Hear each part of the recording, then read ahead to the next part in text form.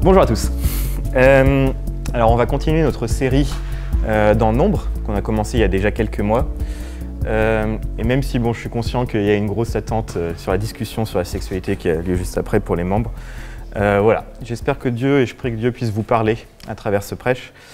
Alors, pour ceux qui ne me connaissent pas, même si David m'a un peu annoncé, je suis prof dans la vraie vie, Pierre, prof de maths. Donc aujourd'hui, je vais vous parler d'un sujet qui me tient très à cœur, qui est la pédagogie. Mais je ne vais pas vous parler de ma pédagogie à moi, je vais vous parler de la pédagogie de Dieu, de comment est-ce que Dieu nous enseigne et nous avance à grandir. Alors, comme l'a dit David, tant qu'on est sur le côté prof, j'espère que vous avez fait vos devoirs. Mais je vais certainement pas poser la question de lever la main parce que entre j'ai pas eu le temps, ah bon, il y avait des devoirs, et j'ai mute Family Contact. Je sais que voilà, je risque d'être déçu. Je vais quand même, donc, je vous invite à lire parce qu'en fait c'est quand même long, c'est 3 chapitres entiers, nombre 22 à 24. Donc je vais faire un rappel des faits. Ne les lisez pas maintenant, ça vous prendrait beaucoup trop de temps, vous allez perdre toutes les premières minutes. Donc pareil, les devoirs, c'est trop tard. L'histoire, pour ceux qui l'ont lu, c'est celle de Balaam. Et c'est une histoire qui est assez surprenante à bien des égards. Alors, on va commencer par un petit rappel, et un petit état des lieux, voilà, un survol des 3 chapitres. Alors, rappel, Israël est dans le désert depuis 40 ans. Et là, ça y est, ils vont pouvoir rentrer en terre promise, ils vont pouvoir rentrer en Canaan. Ils ont d'ailleurs eu, dans le chapitre précédent, leur première victoire. Jérémie nous avait fait une prédication sur Nombre 21. À la fin de Nombre 21, il y a la première victoire contre le peuple des Ammonites. Et en fait, tout le monde commence à avoir un peu peur dans la région, peur de se faire conquérir à leur tour. Alors, juste un état des lieux. Donc là, on est en terre d'Israël. Globalement, actuellement, on nous dit au début du chapitre Nombre 22 que le peuple d'Israël est dans les plaines de Moab. C'est juste en face de Jéricho, de l'autre côté du Jourdain. Donc globalement, le peuple d'Israël est quelque part par là. Et Moab, qui est un pays, voilà, c'est juste en dessous. Donc je vous parle de ça parce que les chapitres sont consacrés, chose assez rare, non pas à ce qui se passe du côté d'Israël, mais à ce qui se passe du côté de Moab. On va avoir un point de vue chez l'ennemi, on va dire. Donc, on va... Alors, et juste, à chaque fois que Balak parle au début, il est à sa capitale est quelque part par là, en gros, juste pour avoir un ordre d'idée. Alors, on liste les faits. Qu'est-ce qui se passe dans ces chapitres? Balak, qui est le roi de Moab, a peur de l'arrivée d'Israël juste au-dessus. Donc, il fait demander à Balaam, qui est un devin qu'il connaît bien, de venir pour maudire Israël, pour espérer gagner ensuite. Alors, juste, Balaam, où est-ce qu'il est, Alors là, on ne le voit pas. Là, on ne le voit pas. Là, on le voit. Il est là-haut. Balaam, il est tout là-haut. Tout là-bas. Donc, il est pas à côté. Il le fait venir de là. On reviendra là-dessus tout à l'heure. Mais voilà, il fait dépêcher, du coup, des émissaires pour aller chercher Balaam. Les messagers, ils arrivent et Balaam demande à Dieu, est-ce que je dois y aller? Dieu dit non. Donc, il dit non. Les messagers repartent. Balak n'est pas d'accord, donc il renvoie des messagers en nombre plus important. Ils arrivent, Balaam redemande à Dieu, là Dieu dit oui, tant qu'il fait ce qu'il a dit. Balaam s'en va, Dieu se met en colère. Il y a toute une histoire assez folle avec une ânesse, je la résume. En gros, Dieu est tellement en colère qu'il veut faire tuer Balaam. Il envoie un ange pour tuer Balaam. Et son ânesse qui voit l'ange esquive l'ange à chaque fois, mais Balaam qui ne comprend pas se demande pourquoi son ânesse est désobéissante, donc il frappe son ânesse, qui se met à parler, à lui dire « Pourquoi tu me frappes ?» Et Dieu se révèle à ce moment-là, en lui ouvrant les yeux, en lui montrant qu'il y a un ange à côté qui devait le tuer, et Balaam se repent. Il repose la question « Est-ce que j'y vais quand même ?» Et Dieu dit « Oui, vas-y quand même. » Tant que tu fais ce que je te dis. Et enfin, il arrive là où j'avais mis Arnon juste avant, donc la capitale, devant Balak, qui lui dit « Pourquoi t'es pas venu avant ?» Et Balaam lui dit « De toute façon, je dirai que ce que dit Dieu. » Voilà. Donc ça, c'est Nombre 22. Ensuite, il y a Nombre 23 à 24. Nombre 23 et 24, essentiellement, ce qui va se passer, c'est Balak amène Balaam sur une montagne pour maudire Israël, pour ensuite avoir la victoire. Et bon, on va voir que ça ne va pas bien marcher. Donc il va le balader un peu dans le coin. Essentiellement, tout se passe dans ce coin-là. On va voir que Balak va lui dire on va d'un côté, on va de l'autre. Mais essentiellement, tout est ici sur 3 montagnes, en fait, qui ont une vue, du coup, sur le peuple. Alors, à chaque fois, ça se passe... non. À chaque fois, ça se passe comme ça. Il y a des sacrifices qui sont faits. Balaam se met de côté. Il demande à Dieu. Dieu lui dit quoi dire. Il revient et il le dit. Et il le dit à Balak. Et à chaque fois, c'est une bénédiction pour Israël. Donc, Balak se met en colère. Je t'ai demandé de les maudire, tu les bénis. Balaam dit, je t'avais dit, je dirai que ce que Dieu me dit. Balak dit, bon, si on change de lieu, peut-être que là, tu arriveras à les maudire. Ça reprend. Deuxième prophétie, sacrifice, Balaam s'isole. Il revient, il dit ce que Dieu a dit, c'est une bénédiction. Balak se met en colère. Balaam dit, j'avais dit, je dirai que ce que Dieu me dit. On change de lieu. Troisième prophétie, là cette fois, il y a les sacrifices qui sont faits, mais Balaam ne s'isole pas, en fait, tout de suite, il prophétise, il est emporté par l'Esprit de Dieu. C'est ce qui est écrit. Et là, la prophétie, elle est vraiment une grosse bénédiction pour Israël, donc Balak se met vraiment en colère. Balaam ne s'arrête pas là, il fait une nouvelle prophétie où il dit en gros comment est-ce que Moab va être détruit et puis comment les peuples alentours vont être détruits par Israël. Et chacun repart de son côté. Voilà. Bon, cette histoire est assez folle, du début à la fin, il se passe plein de choses très étranges. Alors, si on regarde juste factuellement cette histoire, il y a 2 réalités qui émergent assez clairement. La première, c'est que Balaam semble globalement être assez obéissant à Dieu. Dans toutes ses décisions, à chaque fois qu'il a une décision à prendre, il demande à Dieu, il écoute la réponse et il fait la réponse. Dans le même temps, le personnage de Balaam est vraiment très étrange parce que c'est un devin, il est présenté comme un devin, donc polythéiste. Il y a Dieu qui se met en colère contre lui au point de vouloir le tuer. Il semble un peu orgueilleux dans ses prophéties. Alors, au milieu de tout ça, qu'est-ce qu'on peut penser de Balaam? Donc ça, c'était la partie que vous aviez en devoir. Mais il y a d'autres versets dans la Bible qui parlent de Balaam. Et là, ils n'en parlent pas très bien. Donc j'en lis quelques-uns. On a Josué 24, 9 à 10. Et je les lis en lisant que ce qui m'intéresse. Le roi de Moab a appelé Balaam pour qu'il vienne vous maudire. Mais j'ai refusé d'écouter Balaam qui a dû au contraire vous bénir. Et je vous ai délivré de lui. Apocalypse 2, 14. J'ai quelque chose contre toi. Tu as des gens attachés à la doctrine de Balaam qui enseignait à Balak à mettre une pierre d'achoppement devant les fils d'Israël pour qu'ils mangent des viandes sacrifiées aux idoles et qu'ils se livrent à l'impudicité. J'ai pas mis la même version. Nombre 31, 15. Il leur dit, avez-vous laissé la vie à toutes les femmes? Voici, ce sont elles qui, sur la parole de Balaam, ont entraîné les enfants d'Israël à l'infidélité envers l'Éternel dans l'affaire de Péor. Et alors éclata la plaie dans l'assemblée de l'Éternel. Nombre 31, 8. Ils tuèrent par l'épée Balaam, fils de Béor. Enfin, Israël tua par l'épée Balaam, fils de Béor. 2 Pierre 15, 16. Ils ont abandonné le droit chemin et se sont égarés en marchant sur les traces de Balaam, fils de Béor, qui a aimé l'argent mal acquis, mais il a été rappelé à l'ordre pour sa désobéissance.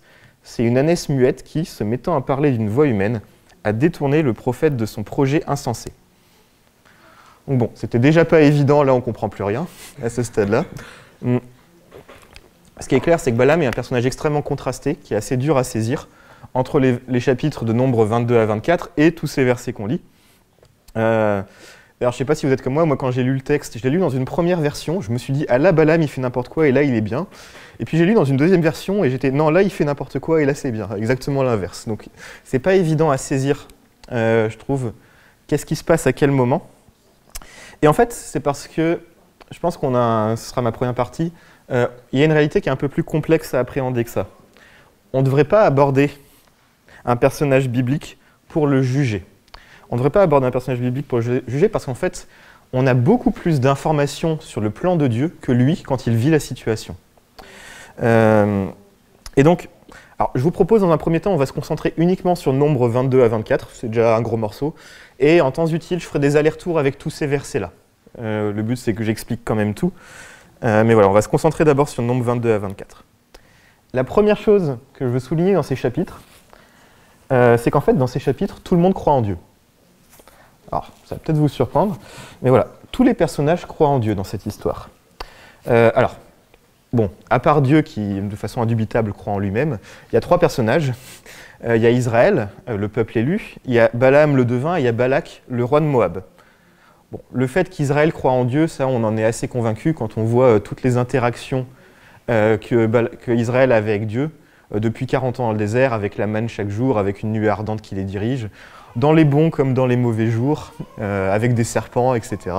Voilà. Donc, mais en tout cas, il y a une interaction forte qui est faite entre le peuple d'Israël et Dieu. Balaam, ok, c'est un devin, il vient de très loin, mais oui, clairement, il connaît Dieu. Chacune de ses prophéties est faite au nom de Dieu, il parle à Dieu, il lui demande conseil, et il obéit à Dieu. Et Balak aussi, en fait, il croit en Dieu, parce qu'il fait demander à Balaam de prophétiser au nom de Dieu. Et il y a même des moments où il va dire « Qu'est-ce que l'Éternel a dit ?» en Nombre 23, 17. Voilà, Balak aussi croit en Dieu. Donc, première information, ce texte ne parle pas d'une opposition entre ceux qui croient en Dieu et ceux qui ne croient pas en Dieu. La question n'est pas là. La question, c'est quelle est la relation de chacun avec Dieu. Ce n'est pas qui croit en Dieu, mais c'est qui lui donne une juste place et obéit à Dieu. Alors, spoiler alerte, Balak, il ne se pose pas la question du plan de Dieu. Il veut juste se servir de Dieu pour gagner. Balaam, c'est plus contrasté. Il est en tension constante entre obéir à Dieu et obéir à Balak. Et en fait, c'est un reflet aussi de nous, chrétiens. Si on est chrétien, on croit en Dieu, mais est-ce qu'on obéit? C'est ça la question, en fait, que soulève ce texte. Alors, laissez-moi vous convaincre que, alors qu'on aimerait beaucoup condamner Balaam, et à raison, pour certains points, en fait, son histoire peut nous apprendre plein de choses sur la notion d'obéissance. Mais avant de parler de ça, je vais déjà vous parler de ce que j'ai commencé à évoquer, la notion de jugement, de juger un personnage biblique. Donc c'est ma deuxième partie, jugement et niveau de connaissance. Alors, théorème, on ne devrait pas se faire une opinion sur quelqu'un avec notre niveau de connaissance actuel, sans à minima prendre en compte son contexte, sans à minima prendre en compte où est-ce qu'il en est dans sa vie. Preuve. Alors voilà, c'est en fait, à partir de ça, donc bon, je le présente comme ça pour m'amuser, mais voilà, en fait c'est ce principe-là que je vais détailler et qu'on va utiliser pour avoir un éclairage plus juste du personnage de Balaam. Alors pour vous prouver ça, quelques exemples. Moi je connais quelqu'un, quand il marche, il passe son temps à tomber, il trébuche, parfois même il pleure quand il tombe. Ah oui, c'est un bébé, pour information. Vous vous rendez bien compte que si je ne prends pas en compte cette information, au niveau du contexte, c'est assez bancal. Un exemple qui peut-être qui fait un peu moins sourire, mais là qui est plus dans mon expérience professionnelle, dans la relation prof-élève, j'ai souvent des élèves qui viennent me dire « Ah, je suis désolé, j'ai pas compris, je m'excuse, j'ai pas eu une bonne note ».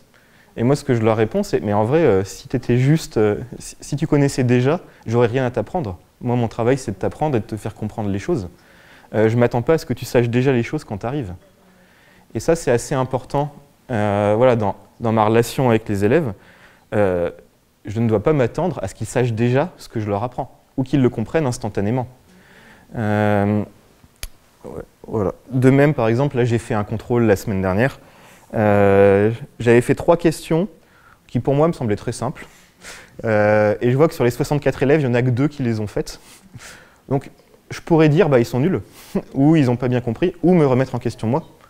Tout ce que je peux dire, c'est en vrai, ok, ils n'ont pas réussi, bah, c'était juste que ma question était trop dure par rapport à ce que j'avais en tête. J'ai mis ces questions hors barème, je les ai mis en point bonus, voilà, pour être plus juste avec eux sur là où ils en sont. Et ça, si ce principe-là, il est vrai dans certaines circonstances dans la vie réelle, il est vrai systématiquement dans la Bible. Alors, on peut le voir en fait dans toute la pédagogie de Dieu avec les personnes. Je vais citer quelques personnages, par exemple Élie. Élie a un moment où il a une très grosse victoire contre les prophètes de Baal. Il a une très grande victoire à ce niveau-là. Et juste derrière ça, il va faire une dépression en se disant « Oh, je suis tout seul, je suis abandonné », il va aller dans le désert. Et Dieu ne va pas le gronder, Dieu ne va pas lui dire « Eh oh, tu te souviens de ce que je t'ai fait ?» Dieu va juste le prendre par la main, va lui donner à manger, va l'amener à un endroit, va se faire connaître à lui davantage et va lui préparer une relève et lui montrer qu'il y a d'autres personnes comme lui. Jonas. Alors Jonas, c'est le prototype de la personne qui désobéit tout le temps. Mais même comme ça, Dieu va être très bienveillant. Il y a un moment, il va lui faire grandir un arbre puis détruire l'arbre et juste lui dire « Est-ce que tu fais bien de t'irriter est-ce que tu fais bien de t'irriter contre ça?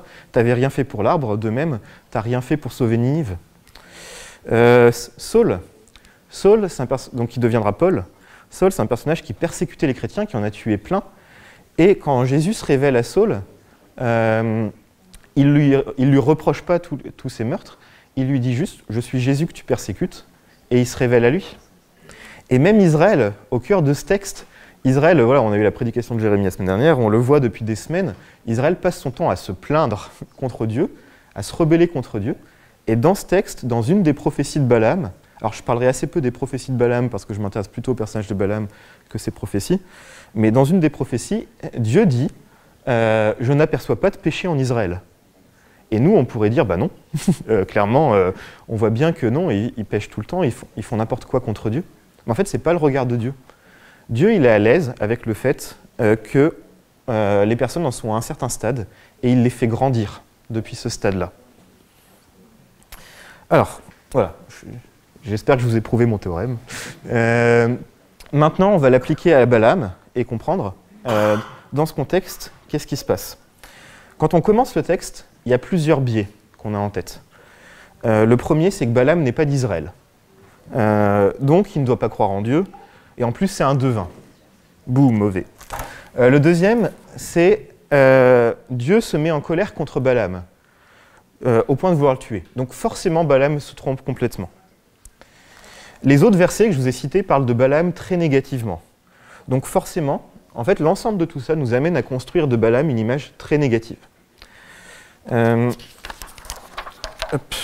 Mais en faisant cela, on ne se rend pas compte qu'en fait, on n'est pas juste avec Balaam parce que nous, on sait beaucoup plus de choses que Balaam. On sait, par exemple, exactement tous les événements qui se sont passés depuis la sortie d'Égypte jusqu'à ce jour pour Israël.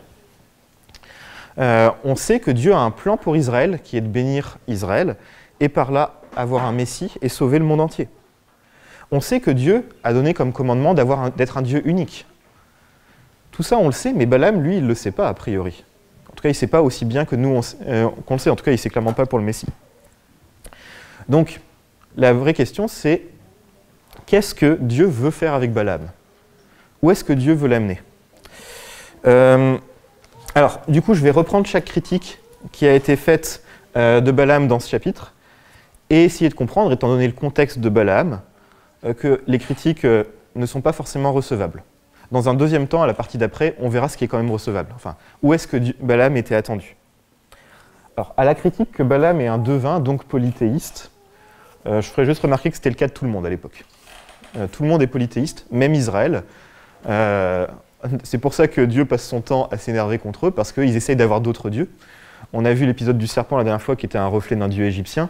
On a vu le veau d'or une autre fois. En vrai, tout le monde est polythéiste à l'époque. Et on le retrouve, c'est pour ça que le premier commandement, c'est « tu auras un seul Dieu ». Donc, certes, Balaam est polythéiste, pour autant, Dieu lui parle. Pire, Dieu parle à travers lui. Et on regarde les prophéties de Balaam, elles sont plutôt justes. Les prophéties de Balaam, elles bénissent Israël.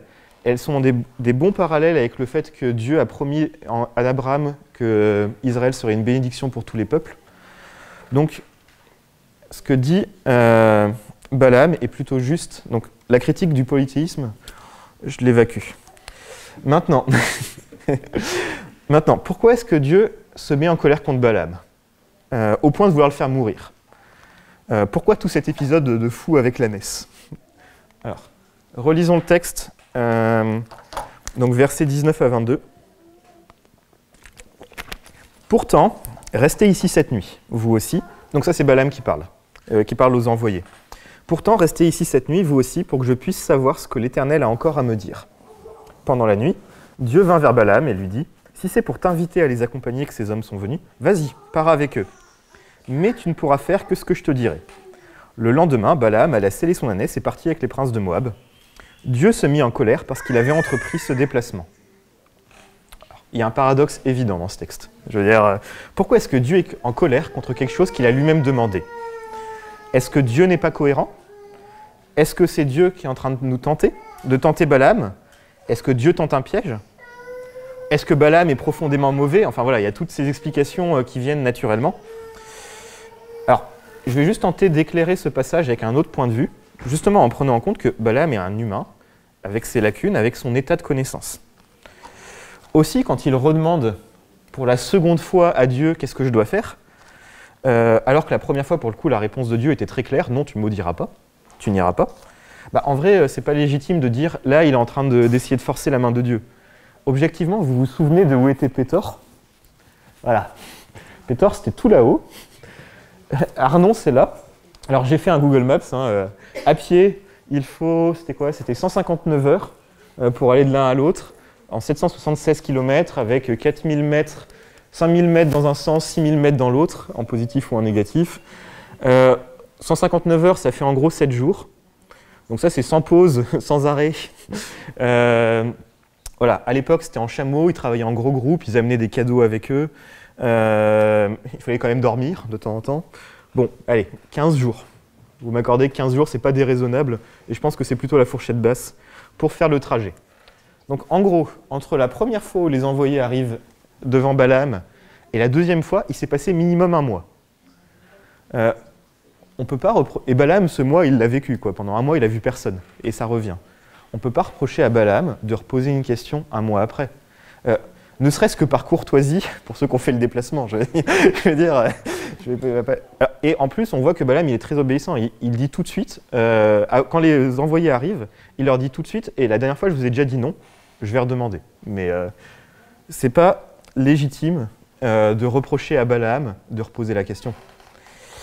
Alors, maintenant, dire que Dieu est en colère, au point de vouloir tuer, est-ce que ça décrédibilise Balaam?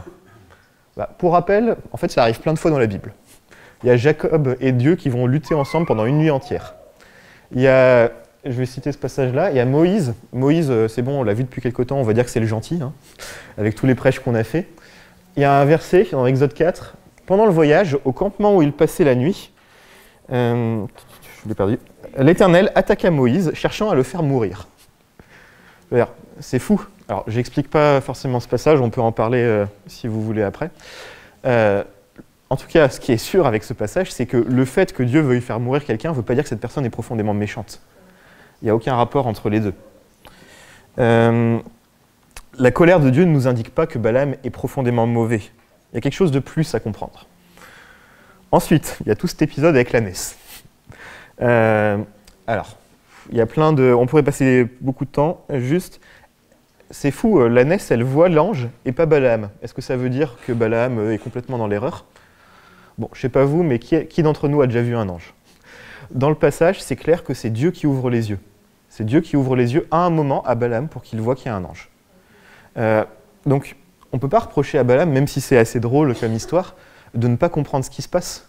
Je veux dire, c'est Dieu qui ouvre les yeux, c'est Dieu qui choisit la temporalité de chaque chose. Enfin, si la colère était vraiment sur le fait de partir en soi, on arrive à un non-sens. Est-ce que Dieu a dit quelque chose pour tenter Balaam et pour voir comment il réagirait? La Bible est très claire dans Jacques 1, versets 13 et 14, que personne, lorsqu'il est tenté, ne dise « c'est Dieu qui me tente », car Dieu ne peut être tenté par le mal et il ne tente lui-même personne. Donc Dieu n'a pas tendu un piège. Dieu n'est pas en train de tendre un piège à Balaam pour lui dire « on va voir ce que tu fais ». Et si vraiment Dieu ne voulait pas qu'il y aille, Balaam lui redonne encore une occasion après l'épisode de l'ânesse en lui disant est-ce que tu veux que je reparte? Donc voilà, maintenant qu'on a accepté de se concentrer un peu plus sur le contexte de Balaam, on voit qu'on ne peut pas juste expliquer la colère de Dieu par un Balaam est mauvais. Alors pourquoi est-ce que Dieu se met en colère? Autrement dit, qu'est-ce que Dieu veut apprendre à Balaam dans cette histoire? Ce qui est intéressant, c'est la fin de Jacques 1, 13, 14. Mais chacun est tenté quand il est attiré et amorcé par sa propre convoitise. Comme dit au tout début du texte, le problème dans ce texte, c'est pas qui croit en Dieu et qui ne croit pas. C'est qui obéit à Dieu et qui n'obéit pas. Et donc, voilà, c'est de ça dont on va parler. Quelle est la convoitise de Balaam qui l'empêche d'être obéissant? Alors, c'est la troisième partie, l'obéissance avec le fait que les voies de Dieu ne sont pas nos voies. Alors, la notion d'obéissance, elle est extrêmement claire dans le passage. Je veux dire, je vais passer assez vite. voilà, je mets tous les versets du passage qui parlent d'obéissance, que ce soit Dieu qui demande à Balaam d'être obéissant, que ce soit Balaam qui le rappelle qu'il a dit qu'il serait obéissant, voilà, qu'il le rappelle à Balak. Voilà, tous ces passages-là, l'Éternel ne me permet pas de partir avec vous, tu répéteras seulement les paroles que je te dicterai. Tous ces passages-là parlent de l'obéissance. Donc, d'ailleurs, c'est la seule recommandation que Dieu fait avant que Balaam parte et que Dieu refait après l'épisode de l'ânesse. Je te rappelle que tu diras que ce que je dis. Qu'est-ce que ça signifie? Ça signifie qu'en fait, Balaam est dans un conflit. Il est dans un conflit d'obéissance. Il se rend obéissant à autre chose que Dieu. Mais à quoi? Alors, en vrai, le texte en parle en long, en large et en travers d'une autre motivation de Balaam, qui est l'argent. Balak le fait venir à coup de promesses d'argent, et il espère s'acheter les services de Dieu. Balaam, il est certainement habitué à se faire payer pour ses prophéties, et en vrai, ça n'a rien d'absurde. La critique n'est pas sur l'argent en soi, ça n'a rien d'absurde. Prophète, c'est un métier comme un autre. Aujourd'hui encore, il y a des ministères prophétiques qui se font payer, donc là, ce n'est pas la question. La problématique, c'est que cette recherche d'argent divise le cœur de Balaam. Dieu va donc lui apprendre de manière forte que s'il veut prophétiser pour lui, ok, mais selon les règles de Dieu. C'est selon le plan de Dieu. Alors, avec tout ça, allez, on y arrive enfin, l'épisode avec l'ânesse. Comment on le comprend? Je vais reprendre en vrai un des versets qui posait problème au début, qui pour moi en fait contient une clé. 2 Pierre 2, versets 15 à 16. Ils ont abandonné le droit chemin et se sont égarés en marchant sur les traces de Balaam, fils de Béor, qui a aimé l'argent mal acquis. Mais il a été rappelé à l'ordre pour sa désobéissance. C'est une ânesse muette qui, se mettant à parler d'une voix humaine, a détourné le prophète de son projet insensé. Il y a besoin d'être, d'un certain côté, assuré que Dieu est plus puissant que tout ce qui pourra se passer. Parce que le niveau de pression est tel qu'on a besoin en fait, d'être convaincu que Dieu est au-delà de ça. Et c'est ce qui se joue dans ce texte. Dieu est en train d'apprendre à Balaam, avant qu'il soit devant Balak, tu vas pouvoir tenir tête à Balak, car je suis avec toi. À qui va ton allégeance? À moi ou à l'argent de Balak? Je suis plus puissant que Balak, la preuve, si je voulais, tu serais déjà mort. Je te demande donc de ne pas te corrompre pour de l'argent que pourrait te donner Balak, au détriment du plan que j'ai. Et avec ça, je pense qu'on comprend mieux l'ensemble du texte. En fait, on est devant un texte d'un prophète qui est divisé entre son obéissance à Dieu et l'appât d'un gain mal acquis. Et Dieu demande au milieu de tout ça qu'il soit obéissant. Et en vrai, ça explique aussi la fin de l'histoire et les autres versets de tout à l'heure. Je ne sais pas si vous vous en souvenez, je suis conscient qu'il y a beaucoup d'informations. Il y avait 2 types de versets, globalement. Il y avait les versets qui disaient Balaam avait été fait venir pour maudire, mais je n'ai pas écouté Balaam, et au contraire, je l'ai fait vous bénir. En vrai, ces versets s'expliquent très simplement avec le même regard. Balaam aurait aimé satisfaire à la fois Dieu et Balak, mais il a dû choisir l'obéissance. Et ça, en vrai, combien de fois on est pareil, nous, en essayant de concilier ce que Dieu veut et nos envies. Et il y avait les autres versets qui parlent plutôt d'un événement ultérieur. Alors j'en remets un. Il leur dit « Avez-vous laissé la vie à toutes les femmes? Voici, ce sont elles qui, sur la parole de Balaam, ont entraîné les enfants d'Israël à l'infidélité envers l'Éternel dans l'affaire de Péor. Et alors éclata la plaie dans l'assemblée de l'Éternel. » C'est quoi cette histoire? C'est pas du tout dans notre texte. En fait, c'est un truc qui se passe juste après. C'est un événement où en fait, on se rend compte que Balaam, en fait, il n'est pas reparti chez lui. Il est resté en Moab. La preuve, il se fait tuer par Israël quand Moab se fait détruire en Nombre 31:8. Et en fait, il conseille Balak quand même pour faire chuter l'Israël d'une autre façon. Balaam, il est malin. Il a compris qu'il ne peut pas maudire Israël parce qu'Israël est béni par Dieu, parce qu'Israël croit en Dieu. Donc, comment faire en sorte que Balak ait quand même sa victoire? Balaam conseille à Balak un moyen de faire en sorte que Israël soit rejeté par Dieu. Comment est-ce qu'il fait ça? Il fait en sorte que que Israël ait d'autres dieux. Et donc, il va conseiller à Balak d'envoyer des femmes de Moab en Israël pour que, en fait, elles corrompent Israël avec leurs dieux. Et ça tarde pas, un premier verset de Nombre 25, donc juste après. Là, le peuple commença à se livrer à la débauche avec les filles de Moab, qui les invitèrent au sacrifice offert à leur Dieu. Les Israélites participèrent à leur repas sacré et se prosternèrent devant leur Dieu. Ils adoptèrent ainsi le culte du dieu Baal de Péor, et l'Éternel se mit en colère contre eux. Alors là, c'est très malin de la part de Balaam, mais ça montre qu'il n'a pas du tout compris. En fait, il n'a pas du tout compris l'esprit de l'obéissance. Il a compris, ok, je prophétise ce que Dieu m'a dit de prophétiser, mais l'esprit qui était derrière, c'est « je bénis Israël ». Et ça, il a essayé de le contourner. Il aurait dû comprendre que ce que demande Dieu, c'est de bénir Israël, et il conseille Balak quand même contre Israël. Il n'a pas vraiment fait le choix d'obéir à Dieu. Il essaye d'être conciliant et de ménager la chèvre et le chou. Sa punition, d'ailleurs, au passage, c'est la même que les Israélites polythéistes. Hein, c'est la mort, à la fin. Voilà. Bon, maintenant qu'on a vu tout ça, Balaam est en vrai, certes, très complexe comme personnage, mais en fait, en vrai, c'est un peu comme tous les personnages bibliques, si on est honnête. On pourrait aussi juger Abraham. Ok, Abraham, il a vécu par la foi, c'est l'homme de la foi, mais il passe son temps à mentir sur sa femme. On a David, le bien-aimé de Dieu, qui commet un viol et un meurtre. On a Salomon, rempli de sagesse, qui rend beaucoup de sagesse de la part de Dieu, qui finit avec 1000 femmes. Dans une catégorie autre, qui illustre en vrai très bien cette question de mes voies et les voies de Dieu, on a Jésus à Gethsémanée.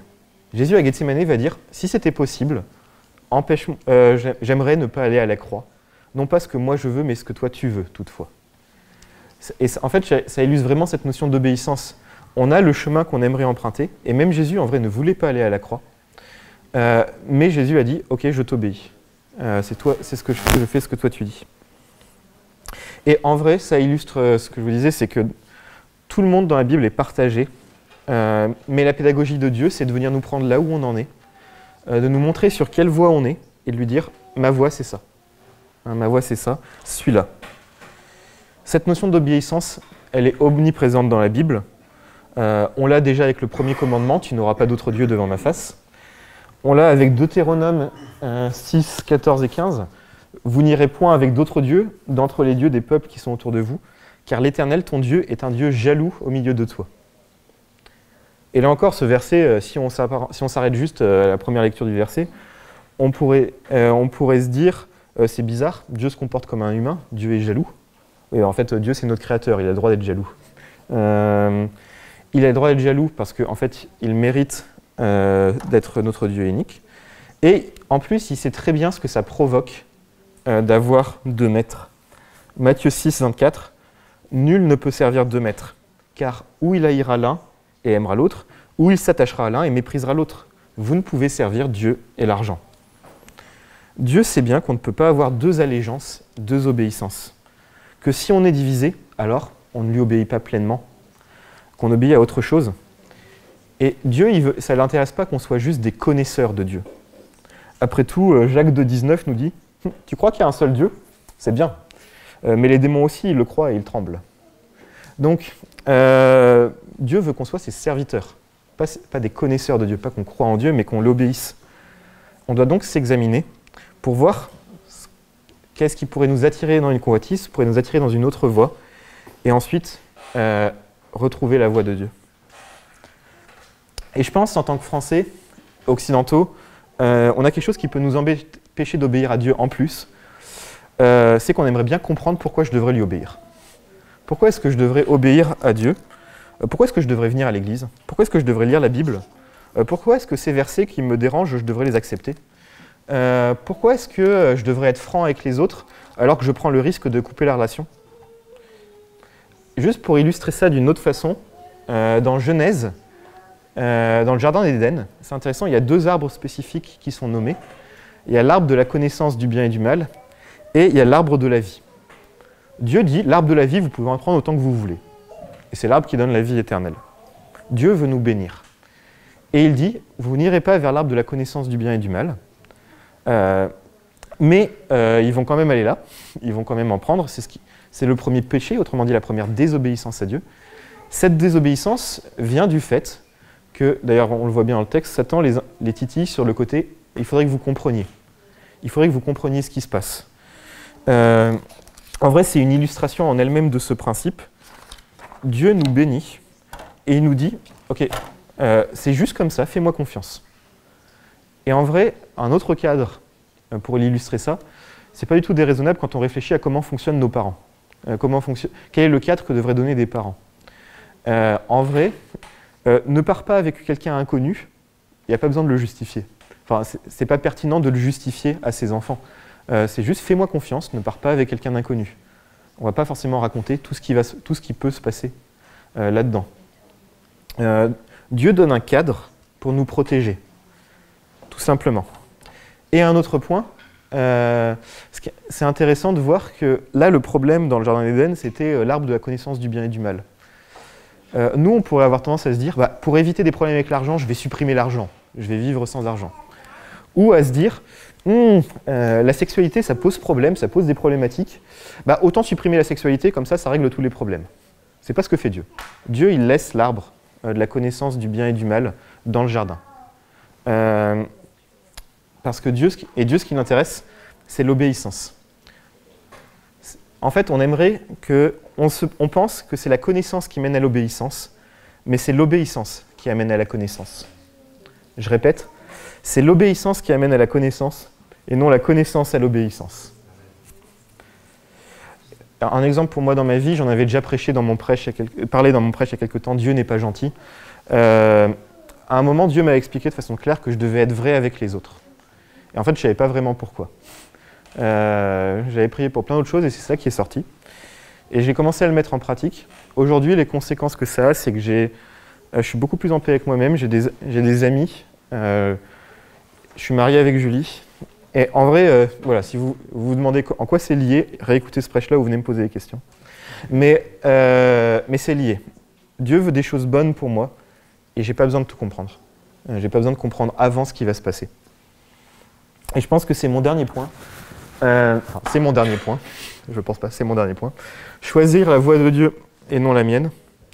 Je dois choisir la voie de Dieu même si je la comprends pas. Ces voies ne sont pas mes voies. Et le chemin qu'il me propose n'est pas mon chemin. En vrai, Balaam, par certains aspects, devrait nous remettre en question parce que c'est un modèle d'obéissance. Pour certains aspects. Personne d'entre nous, je pense, a dû vivre, enfin peu d'entre nous, en tout cas pas moi, un tel niveau de pression que ce qu'a dû vivre Balaam. Et dans ce niveau de pression, il a choisi, en tout cas sur le moment, d'être obéissant. J'aimerais bien en être là, j'aimerais bien pouvoir obéir aveuglément à Dieu sur tous les aspects, mais en vrai, j'en suis pas capable. Et là, on a un encouragement dans ce texte, c'est qu'en fait, Dieu ne nous demande pas tout de suite d'être parfait. Dieu nous prend là où on en est et nous amène plus loin. Tout revient à la question, non pas est-ce que je suis obéissant, mais est-ce que j'accepte les moments où Dieu me montre une autre voie, ce que la Bible appelle la correction. Alors le mot correction peut faire très peur. En vrai, même pour moi, je me dis correction, c'est méchant. En vrai, moi je passe mon temps à corriger des copies. Je fais des corrections de copies, j'en ai fait plein cette semaine. C'est quoi une correction de copie? C'est un moment où j'évalue là où en est une personne.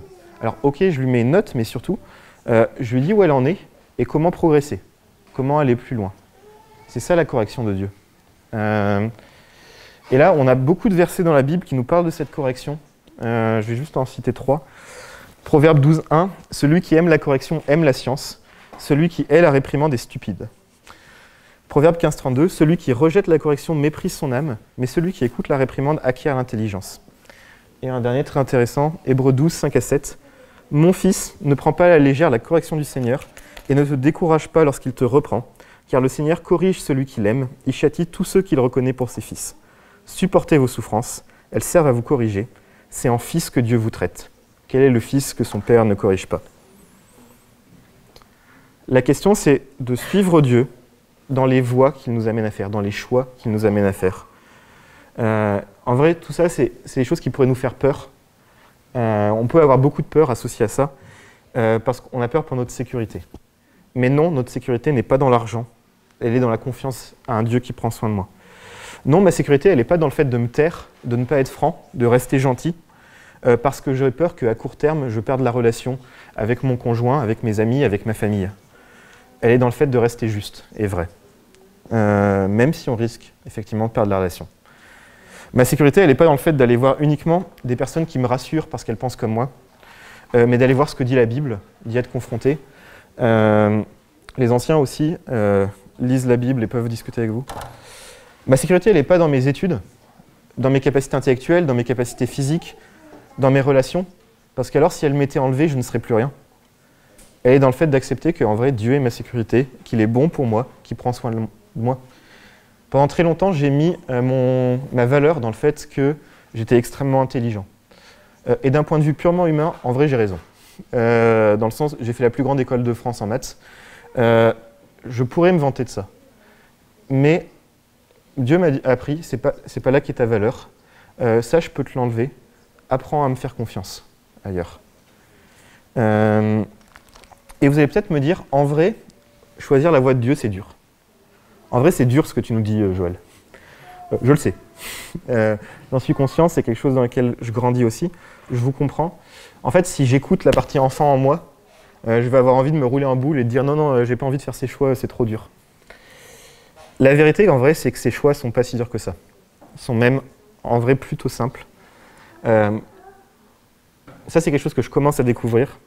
Kevin le connaît beaucoup mieux. Enfin, je réfléchissais à ça et j'en avais parlé avec Kevin. Je pense que c'est quelque chose que j'ai beaucoup découvert au contact de Kevin. Donc, si vous voulez en discuter avec lui, je l'avais prévenu. Mais c'est quelque chose qui est simple parce qu'en fait, Dieu promet de nous accompagner dedans. Il nous dit, choisis cette voie, choisis ce chemin. Je ne te promets pas que le chemin sera facile, je te promets que je te bénirai dedans. Il y a 2 ans, j'ai choisi, pour différentes raisons, d'arrêter d'essayer de me faire justice sur des événements que j'ai vécus dans mon passé ou des regrets que j'avais.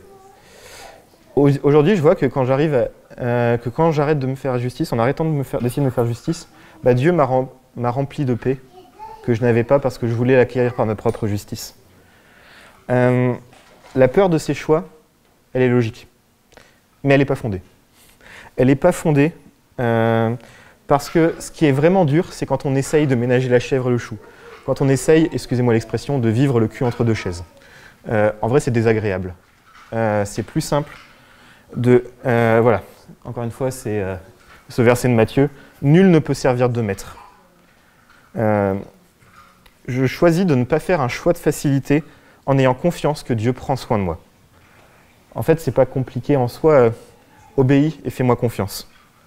Ça demande du lâcher-prise et c'est ça qui est dur parce qu'on aime tout contrôler. Et c'est ce qui est rappelé d'ailleurs juste après, dans le discours de Jésus, ça c'est Jésus qui dit ça, nul ne peut servir de maître.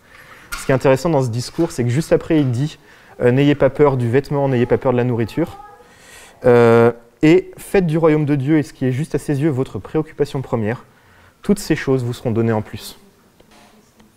Et toute l'histoire biblique, en vrai, elle montre bien ça, que Dieu bénit dans les choix justes. Pour Jonas, on voit qu'à chaque fois qu'il fait un mauvais choix, effectivement, il se passe n'importe quoi. Il y a une tempête, il y a une baleine, il y a un arbre qui dépérit. Mais ça arrive à chaque fois que Jonas est en désobéissance à Dieu.